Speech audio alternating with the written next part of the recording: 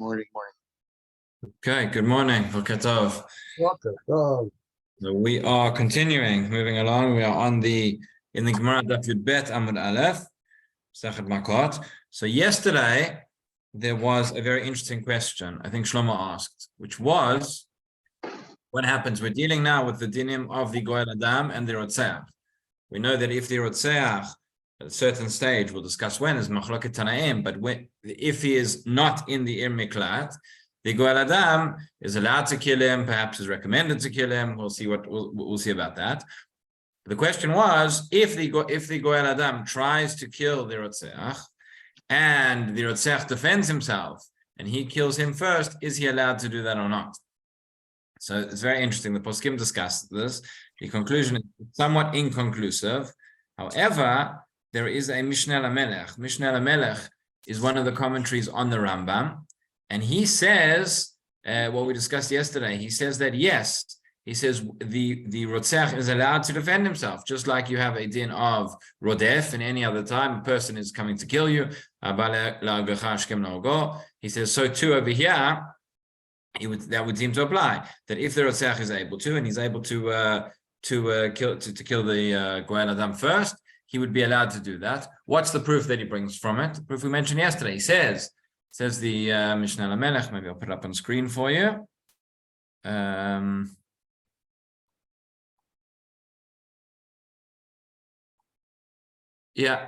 He says, Nistapakti. I have a question here. Berotzeach bishgagash yesh reshut legoel adam no go. You have a rotzeach where the goel adam is allowed to kill him.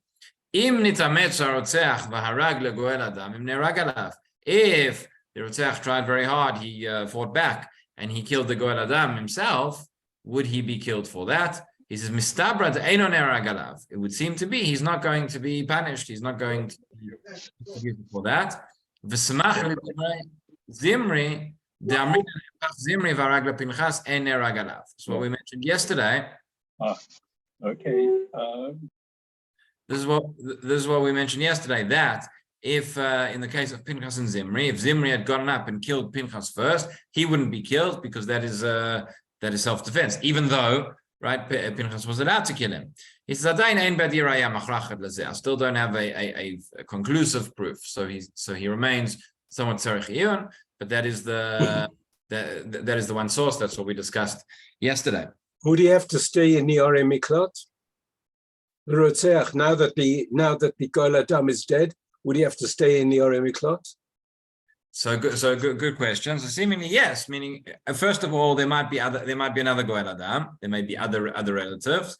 Second of all, it's not just because of the Goel Adam that he has to stay there. And third of all, I guess we could say that this goes to the question of Doshin Tamad Ikra or not, whether we go by the reason. At the end of the day, the Gemara tells us not that right. What's the case if there is no Goel Adam at all? Still, nonetheless, it seems to be this Gzerat HaKatuv, the person has to go and he has to run to the Ir Miklat until the death of the Kohen Gadol. The discussion as well, it's related to our Mishnah here, where it says that if there's no Goel Adam, maybe somebody else could kill him. Is there a concept that somebody else could take the place of the Goel Adam if there is no relative? So that might be the case here as well. Okay. So one thing, let's just go back to our Mishnah for a moment, because we're now discussing the machloket between Rabbi Akiva and Rabbi Yossi Aglili in our Mishnah. There's one thing, there's actually a change of Girsaot here. I just want to show you. You go back to Yud Aleph Amud Bet. So we have the Mishnah, the last line. We're talking about now what happens when the Rotzeach leaves the Ir Miklat. He's not meant to, right? We know he gets protection when he's inside the Ir or inside the Tchum, but if he leaves, he loses. And in the Mishnah it says we have two opinions, right? Rabbi Yossi Aglili Omer. Sorry, so just going back to the last three lines in the Mishnah, it says Rotzeach she'atzah chutz latchum mitzol Goel Adam. You have a Rotzeach who left the Tchum and the Goel Adam found him. Rabbi Yossi Aglili Omer mitzvah biad Goel Adam ureshut biad kol Adam. Rabbi Yossi Aglili said it is a mitzvah for the Goel Adam to kill him, and there is permission, reshut, for anybody else. Rabbi Akiva Omer reshut biyad Goel Adam, v'kol Adam chayavin alav. Rabbi Akiva says no, one level lower. It's not a mitzvah. There is reshut for the Goel Adam, and anybody else is chayav for killing him. That's how we've been reading it. That is our girsa. That is based on the girsa of the Maharshal.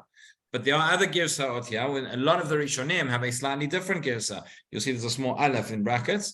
So many have the girsa over here that it says, according to Rabbi Akiva, Reshut b'yad goel adam, v'kol adam ein chayavin alav. Everybody else would not be chayav if they killed him. Now, why did the Marshal change the girsa? Why do we have the different girsa? So seemingly the girsa which we've been reading until now, makes sense for the following reason: that if we're saying that whatever the goel adam is allowed to do, anybody else who is not the goel adam, it's one level lower. So I understand Rabbi Yossi Aglili says the goel adam has a mitzvah. Everybody else has reshut. By Rabbi Akiva, once I say the goel adam has reshut, everybody else does not have reshut. In other words, there would be chayav. That is the girsa of the Marshal. But as I've just mentioned, there are other girsot, and many Rishonim say kol adam ein chayavin alav. So in that case, what would be the difference? What would be the difference for Rabbi Akiva between the goel adam who has reshut to kill him and everybody else who is not chayav if they kill him? So it might be, difference might be that reshut means he's allowed to do it in the first place, lekatchila, whereas ein chayavin alav is similar to what we've seen before. Ein chayavin alav means they won't be chayav, but they aren't allowed to do it lekatchila, meaning b'diavad. They wouldn't be punished, but they really shouldn't. They shouldn't do it as well. So that's how you would explain that girsa. But that's just the change. So it would seem to be according to everybody that kol adam is not meant to kill this person. Whether they would then be chayav mita or not, that's going to be a question. It's going to depend on the girsa we have. And we saw a similar thing on Daf Yud Amud Bet with Rav Huna, which we're going to talk about as well. But we saw that Rav Huna said, and there was a machloket in terms of precisely how it's learned from the psukim. But Rav Huna said, you remember that if the goel adam found the person on the way to the Yer Miklat and he killed him, we said einon erag alav. He's not going to be killed. He's going to be patur. Right? If you have a look, sorry, we were jumping around a little bit today, but if you go back to Daf Yud Amud Bet, just for a moment. So on Daf Yud Amud Bet, you'll see on the second of the wide lines, the Gemara says,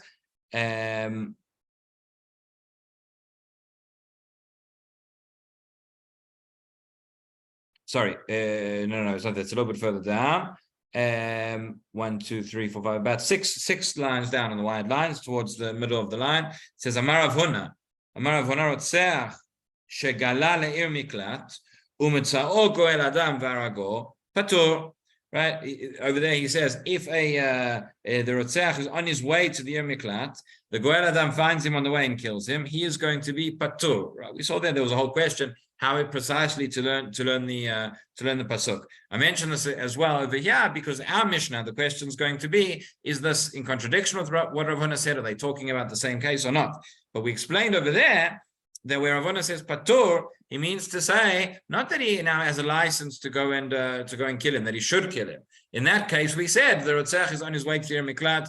The Beit Din sends the Talmidei Chachamim along with him in order to appease the Goel Adam if he finds him. So he's not meant to do this. If he does kill him, he would be patur in that instance. Okay, so hold that thought about Rav Huna because we're going to see in a moment. So let's just try and understand what the case is that Rabbi Eliezer and Rabbi Eliezer as well, but Rabbi Akiva, Rabbi Yossi Aglili are talking about it in our Mishnah because there are going to be essentially three ways of understanding this in the Rishonim as to what stage this is referring to when the Rotzeach is going to the Yer Miklat. So let's just recap something. When this murder takes place, Rotzeach Bishkaga happens. Okay, so the first stage is that the Rotzeach immediately, as soon as it's happened, we know he runs to the Yer Miklat, right before anything has happened. Whether it was Mezid, whether it was Shogeg, we've learned that in the Mishnayot, he goes to the Yer Miklat. That's stage number one. That is before there's been a Gemar Din, that is before Beit Din has even sat down to talk about it. Okay, then Beit Din convenes to talk about it. So remember, they bring the Rotzeach back from the Yer Miklat. He has to come for his Mishpat. If the Beit Din decides now that it was Rotzeach B'Shogeg in such a way that he has to go back to the Ir Miklat. So then he goes back to the Ir Miklat after the Gemar Din, meaning after it's already been established that he is Chayav Galut. And then he's sitting in his Ir Miklat and he decides for whatever reason he's had enough of this, he doesn't want to be in the Ir Miklat anymore, and he decides to leave, he decides to walk out. Okay, so there are three different stages. There's number one, when he runs to the Ir Miklat as soon as the murder has happened. Number two is when he's on his way back to the Ir Miklat after the Gemar Din, after Beit Din has now said that he's Chayav Galut. And number three is if he has already been in the Ir Miklat, the city has been kolet, and he's Chayav Galut, and then he leaves. Okay, so probably the simplest understanding is that our Mishnah, what we're going to see right now, is dealing with scenario number three. Meaning when he's already been in the Ir Miklat, he's already had a Gemar Din, he's already been in the Ir Miklat, for whatever reason, he decides to leave. In that scenario, that's a machloket between Rabbi Akiva and Rabbi Yossi HaGlili. So let's see it inside. We're on Daf Yud Bet Amud Aleph now. Yud Bet Amud Aleph, a little bit before halfway down. 2 dots. Says the Gemara, Rotzeach she'asach chutz latchum, etc. Tanu Rabbanan, v'ratzach goel adam et harotzeach. Now we have a pasuk that says the v'ratzach goel adam et harotzeach, as we saw yesterday. What does that mean? Mitzvah beyad goel adam. En goel adam, l'shut beyad kol adam, divrei Rabbi Yossi HaGlili. Right? Rabbi Yossi HaGlili learns from this that there is a mitzvah that we're going to see the v'ratzach. Sounds a little bit like it can be a command. So he's saying there is a command, there is a mitzvah on the goel adam to kill this person. And if there's no goel adam, anybody can do it. Rabbi Akiva Omer, Reshut b'yad goel adam v'chol adam chayavin alav. Right? Chayavin alav or ein chayavin alav. There again depends on our gersa. But Rabbi Akiva says that anybody is allowed to, and the goel adam is allowed to, and anybody else is not allowed to maybe chayav for that. So my time with Rabbi Yossi HaGlili. Why did Rabbi Yossi HaGlili say it's a mitzvah? He says, Miktiv imratzach. Doesn't say if he killed him, it says v'ratzach, meaning he should kill him. Rabbi Akiva, Miktiv yitzach. Does Rabbi Akiva no, v'ratzach does not mean a command. That would be if it says yitzach, he should kill him, but he just says that he can't do it. Okay, so this is the machloket that we saw in the Mishnah, Rabbi Yossi HaGlili and Rabbi Akiva. Again, the pashtut at this point, we're talking about once the Gemar Din has already taken place and the killer's already gone into exile. And at that point, he decides to leave, even though he's not allowed to leave the Ir Miklat. That's, as the Rambam said, Hitirat Damo. He's opened himself up to be killed. Now the Gemara brings a third opinion. It says, Amar Zutra Bar Tovia Marav. Rotzeach she'atzah chutz letchum, umtza'o goel adam, v'harago nerag alav. Okay, so Mar Zutra Bartovia says in the name of Rav that if the Rotzeach left the Tchum of the city and the Goel Adam found him and killed him, he is liable. He is going to be killed. So clearly, this is not like what the opinions that we've just seen. Come on, Lok Rabbi Yossi HaGlili v'Lok Rabbi Akiva. Huda Maki Haitana. So he says meaning this opinion is like the following Tana who says, Titania, Rabbi Eliezer Omer.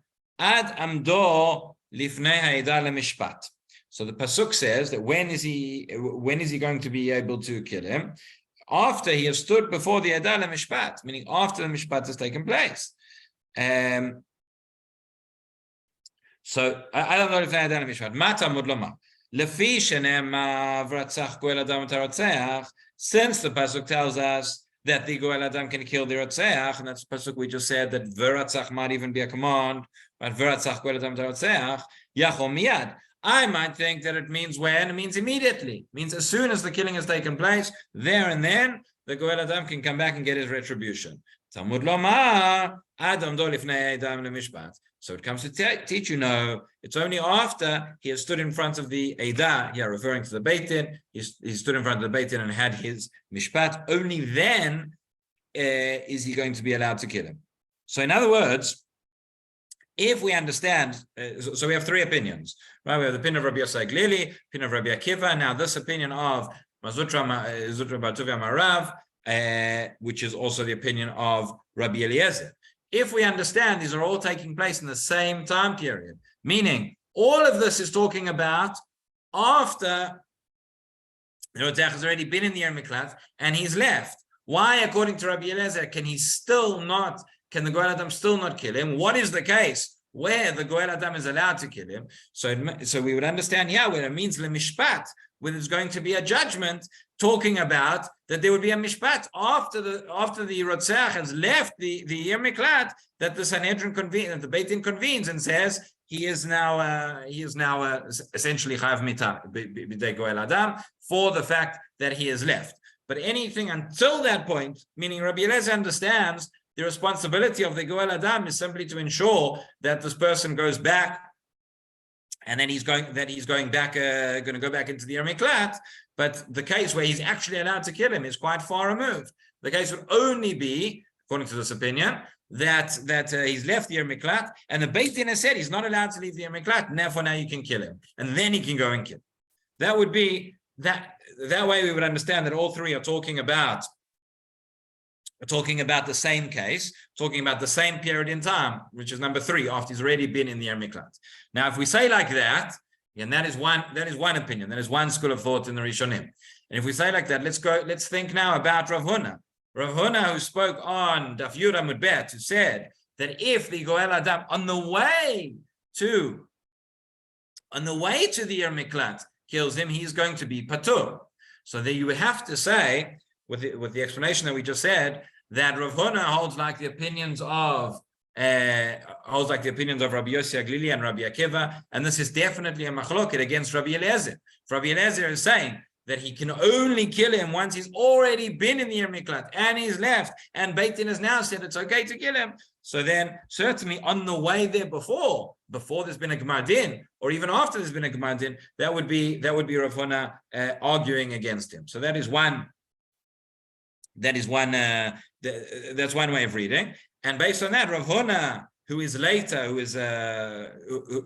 Amora, holds like Rabbi Akiva and Rabbi Yossi Aglili, and that is further evidence for us that the halacha would be like that opinion, not like this opinion of Rabbi Eliezer, which is much more stringent on the Goel Adam.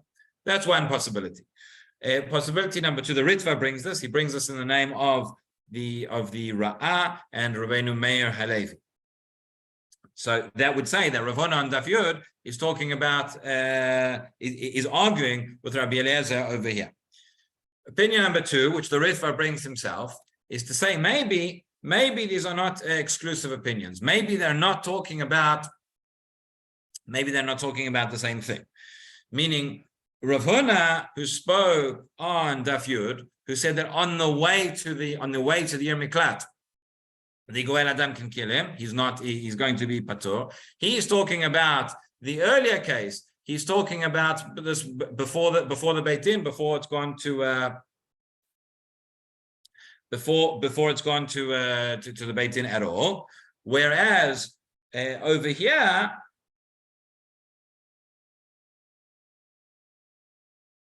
the way back, right? They might be talking about a later stage. In other words, when when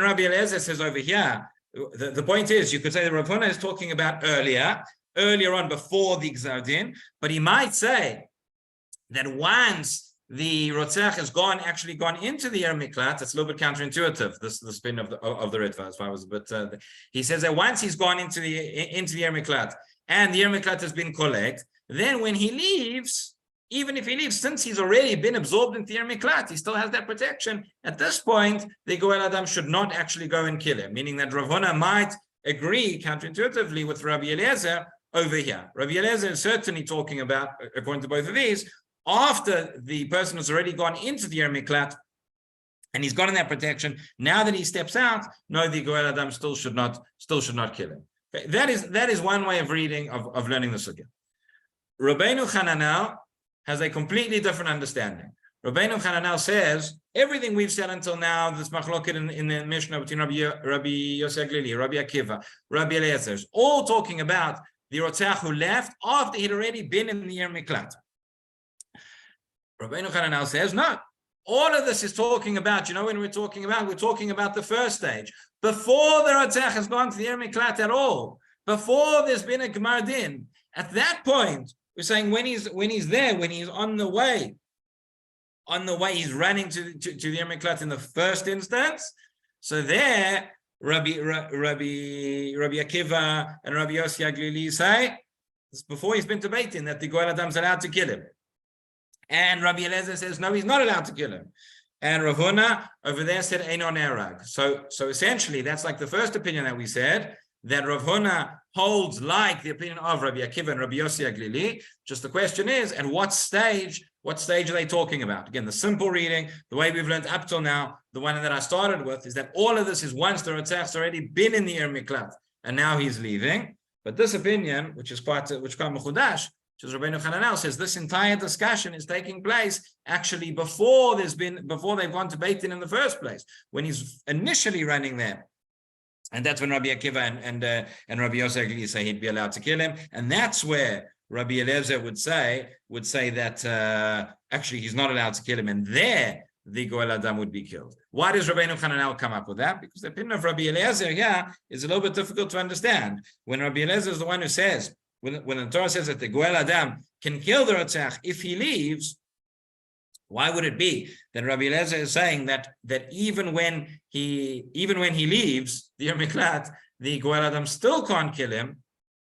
But that would be according to that would be because there hasn't been a mishpat to allow that to happen. So this last line, which we've said in the Gemara of Adam do lifnei Aida mishpat, right, where Rabbi Eliezer learns that the Goel Adam can't kill the Rotzach immediately. He can only do it once there's been a mishpat. What is that mishpat referring to? The first way of learning was saying that no, there's an extra mishpat once he's left the Miklat, and we said there's a mishpat that the Goel Adam can now kill him.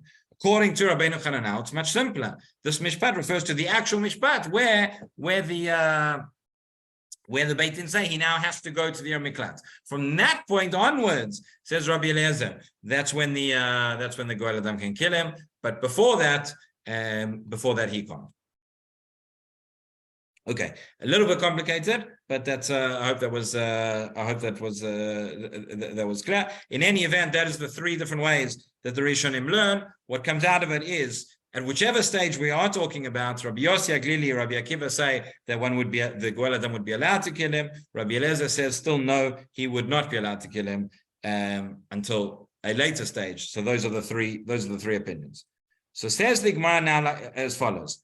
We said that this opinion was Lok Rabbi Yossi Aglili, Lok Rabbi Akiva Uda Maki Aitana. Just reading back again, we're about halfway down the page. Ki hai uki Aitana Detanya Rabbi Eliezer Omer Adam do lifnei Eda leMishpat Ma Talmud lomar lefi shene'emar v'ratzach Goel Adam et harotzeach. Right, since it said that he will kill the Goel Adam, that the Goel Adam will kill the Rotzach, Yachol miyad, I might have thought immediately, no. Talmud lomar Adam do lifnei Eda leMishpat.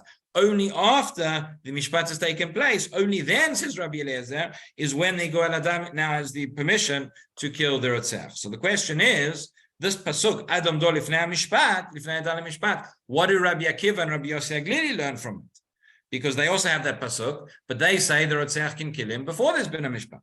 So Rabbi Yossi, Rabbi Akiva, hi, Adam do lifnei Eda leMishpat, my dar shebe. What do they learn from it? Answer: How mi bayale lichditanya. They need it for the following limud. This in a brighter. Rabbi Akiva Omer minayin lesanedrin sha'u echad sharag et hanefesh she'en memitin oto ad she'amod ve'etin acher. Says Rabbi Akiva, here's the following case. Let's say a murder took place, and the entire Sanhedrin witnessed it. However, they cannot execute the person until he goes and he's tried in another Beit Din. Right? The Sanhedrin saw somebody kill somebody else. So they cannot execute him until he goes to another Beit Din. Talmud lomar ad omdo lifnei ha'eda leMishpat ad she'amod Beit Din acher. Right? So they learn that from the pasuk, which says ad omdo lifnei ha'eda leMishpat. Here they were standing before the Eda, but not for Mishpat. He was standing before the Eda, he was standing before the Beit Din. They were the witnesses, but we can't allow we can't allow these witnesses in this case to become dayanim. It also points this out in Masechet Rosh Hashanah, that where the Gemara points it out in Masechet Rosh Hashanah as well, that as we've said already many times, the Sanhedrin has an obligation, if they're trying a capital case, to try and find reasons why this person might be innocent. If the entire Sanhedrin witnessed this person killing, they saw Reuven killing Shimon, there's no way that any of them are going to find him innocent. It's quite ironic, because they'll probably all find him guilty, and then he would be innocent. But that's what it's telling us over here. Adam dolif le'edah mishpat, that if he's standing in front of them as a dut, that doesn't count. He's standing in front of them for mishpat as they have to try him as a beit din, as a court. So therefore, even in this case, where the Sanhedrin witnessed this murder, they were now witnesses, they were edim, and they cannot be dayanim. So he has to go to another court, and that is what Rabbi Akiva and Rabbi Yossi learned from that pasuk. Right, Ajamot bebeitin acher. Continues the Gemara. Tanu Rabbanan. Im yatso haratzeach. Right, that's the pasuk.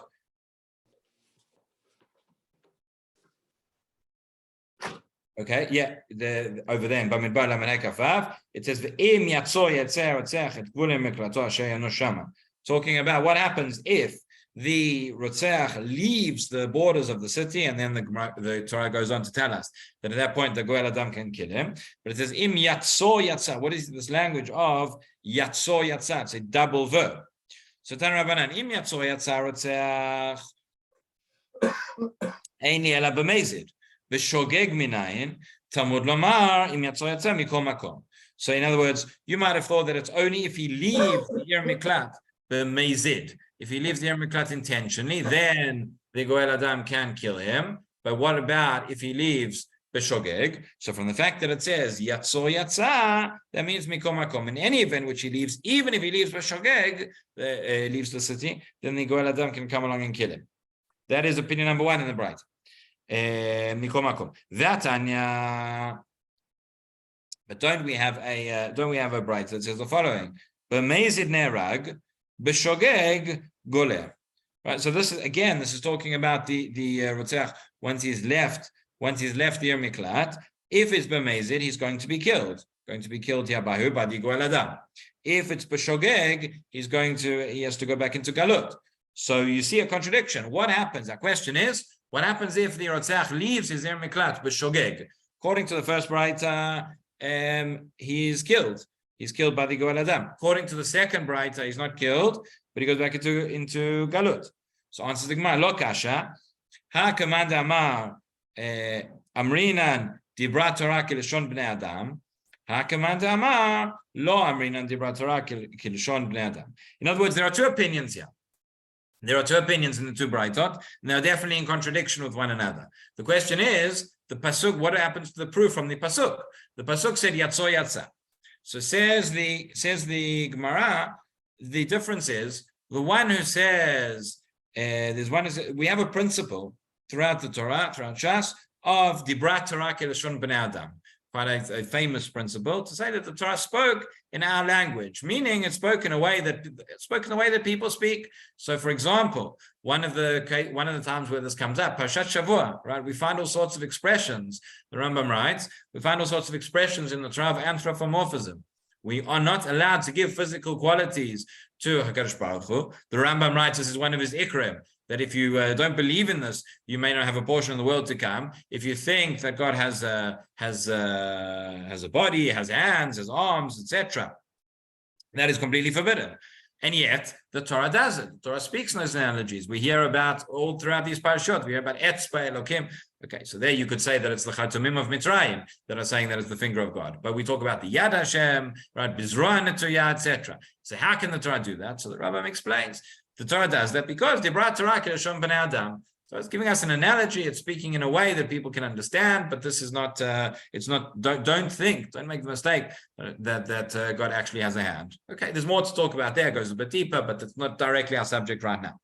But so we're used to hearing this principle, Dibrat Torah Kelashon Bnei Adam, but it's actually a machloket.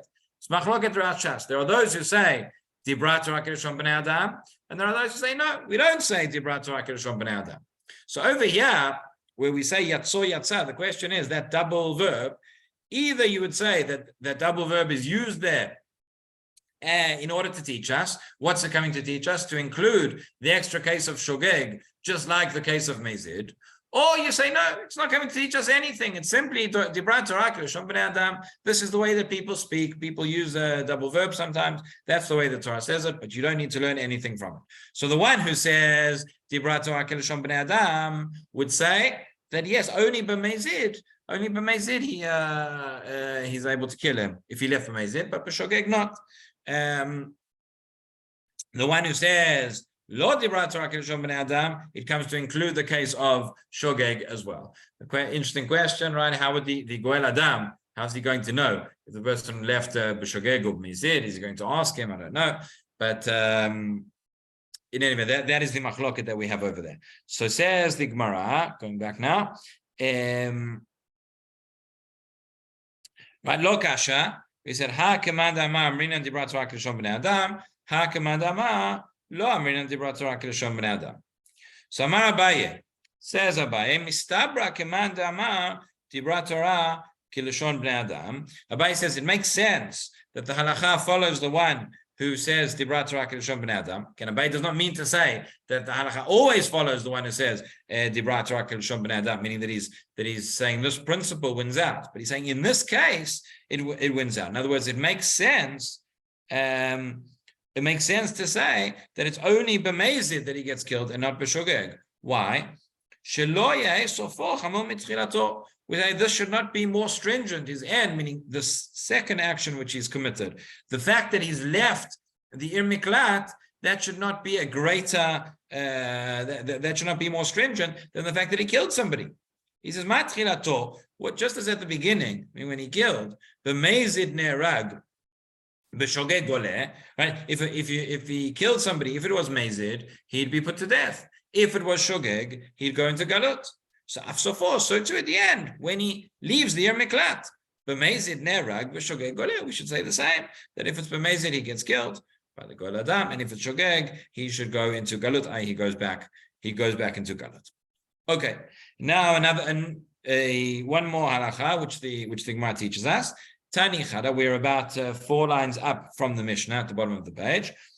Tani Chada, Av Sharag Beno Nasa lo Goel Adam, V'Tanya Yidach Ein Beno Nasa lo Goel Adam. Okay, so this is a very a tragic case where what happens if the father kills the son, again by accident, b'shogeg. The question is, if he has another son, could that son be he's now the goel adam? Could he act as the goel adam for his brother against his father?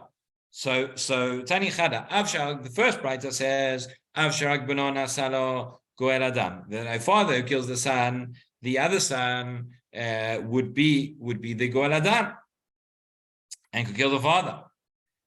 V'tanya idach, we have another braita which says Ein b'no naseh lo goel adam, who says the son cannot become a goel adam for his father. See Rashi over here. Rashi says Av sharag et haben b'no hasheni nasa goel adam shel achiv v'oreg et aviv. That's what we're talking about. Can the second son now become the goel adam and he would then kill the father?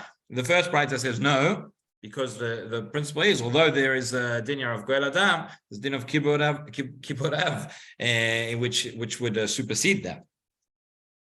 And the second braita says yes. So how can that be? So it says the Gemara. Tani chada av sharek benov nasala goel adam. V'tanya idach en beno nasala goel adam. Leima harabi Yossi Aglili v'harabi Akiva. Let's say that the machloket between them is the machloket between Rabbi Yossi Aglili and Rabbi Akiva. Why? Because Rabbi Yossi Aglili says there's a mitzvah for the goel adam to kill the rotzach. So if there's a mitzvah, then he can do it, even if it's his father. According to Rabbi Akiva, who says not a mitzvah, but it is reshut. Therefore, if it's just reshut, well, he has a mitzvah of kibbur av, which takes precedence, and therefore he cannot do it. So says now the Gemara, V'tizbra says, really? Do you think that's the difference just between Rabbi Akiva and Rabbi Yossi? It says ben leman damar mitzvah, ben leman damar reshut, mishari. Says whether you say it's mitzvah, even if you say it's a mitzvah, or you say it's reshut, would it be allowed? V'hama Rabba Baravuna. V'chein Tana Dvar Rabbi Yishmael lakol ein haben nasa shaliach le'aviv lakol ein haben nasa shaliach le'aviv lakoto v'lekilalato chutz mimesit. Right, so we have this limud in the name of Tana Dvar Rabbi Yishmael. It says for anything the son cannot be the shaliach for his father to hit him or to go. In other words, even if there is a mitzvah or as there may be in this case, the son would not be allowed to hit or to curse or certainly to kill his father. Except he can't act as if he's chayav of this, he can't act as the shaliach of Beit Din to do it, except for one case. What is the one case where it's allowed? That is the case of mesit. Mesit is somebody who incites others to avodah zarah. That is a very, very serious prohibition, and the mesit is chav mitah. And in that case, even the son could act as the one executing the punishment on his father, because Sha'arei Amrat Torah lo tachmol v'lo tchaseh alav. Regarding a mesit, says there is no mercy at all. So there, even the son against the father. But ordinarily, you would think the son cannot be the goel adam either. So answers the Gemara, no. So the difference is lo kasha ha bivno ha v'ha b'ben b'no. The difference between the two brightas is one is talking about the son. The son can never be the goel adam for his brother, right, against his father. However, v'ha b'ben b'no, if it is not the son but is the grandson, in other words, the son who is acting as the goel adam for his father against his grandfather, that would be permitted. It says Rashi achigasinan ela lo kasha ha bivno ha beven b'no ha detanya en b'no naseh goel adam bivno sharotzeach kama. That which it says in the Braita that the son cannot become the goel adam, that's talking about the son of the rotzeach. V'ha detanya, in other words, the brother. Right? Then when it says that the son can be the goel adam, right? Because both times it says the son, whose son is talking about the son of the one who was killed. Okay, so it's interesting, those last four words of Rashi. It says he's the grandson of the Rotzeach, and does not have the mitzvah of his kavod. Okay, so it's not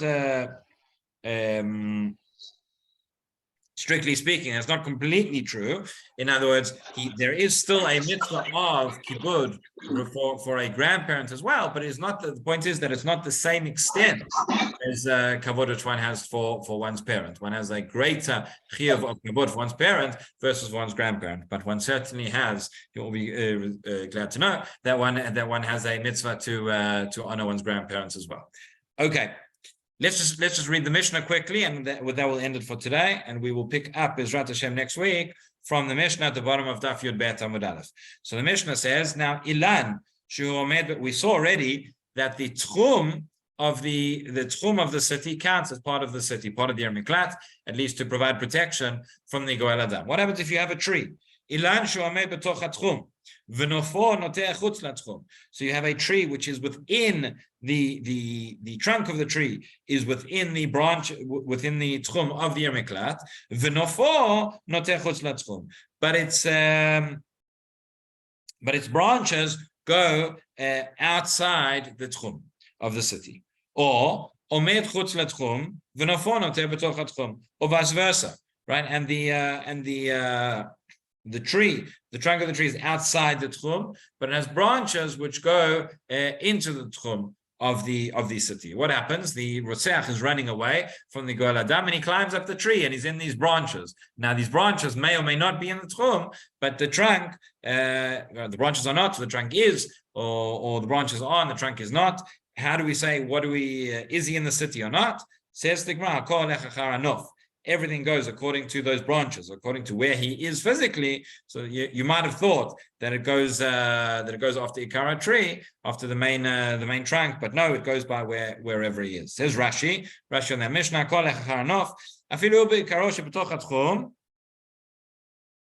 harei kayotze chutz latchum. Sorry, so even if the trunk of the tree is inside the tchum, but when it says hakol lecharanof, everything goes by the branches. Since part of the tree is outside the tchum, even if the person is on the tree, it's considered like he's now outside of the city.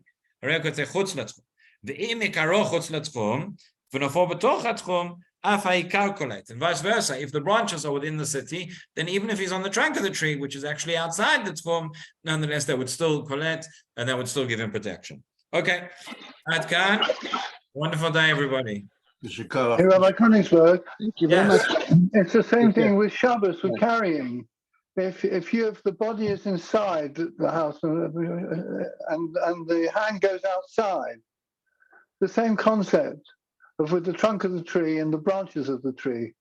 One is in one tchum, one is in another tchum. Yeah. And what's the thing that we're talking about? It's always on the main part. Yeah, well, so there are similar discussions. There are some different nuances over there. Similar discussion, but yeah, we'll discuss it next week. Thank Thank you.